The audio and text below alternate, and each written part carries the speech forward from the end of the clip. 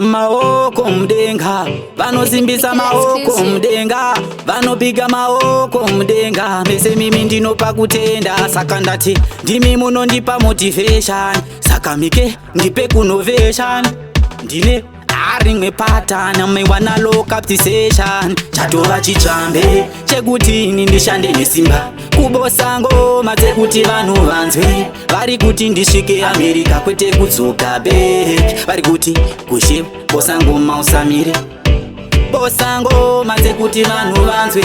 Vari kuti ndishande nesimba kwete kudzoka back. Vari kuti jongwe kona tiri kukuda hemba ya, vari kuziva patosvika chatochaya. Vari kuziva ndenge minzwa ndovabaya. Vanopeka twaudzokera eka yasaka inzwa mota dzakuridza pipipi. Vari kutiza kumabasa uzofila mavhaibzi, inzwa kushiking vaibata maiki usati wadhisa chimbofila ririki. Chatova chichambe chekuti ini ndishande nesimba, kubosa ngoma dzekuti vanhu vanzwe. Vari kuti ndisvike America kwete kudzoka back. Vari kuti kushe bosa ngoma usamire, bosa ngoma dzekuti vanhu vanzwe.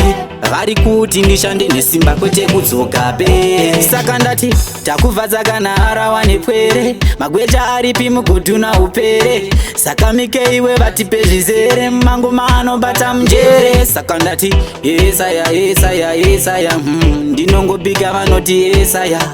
Vatipire tinosvika hembaya, mash up the place bonfire.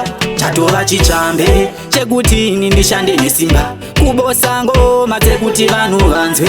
Vari kuti ndisvike America kwete kudzoka back. Vari kuti kushe bosa ngoma usamire, bosa ngoma dzekuti vanhu vanzwe. Vari kuti ndishande nesimba kwete kudzoka back. Vari kuti jongwe kona tiri kukuda hemba ya, vari kuziva patosvika chatochaya. Vari kuziva ndenge minzwa ndovabaya.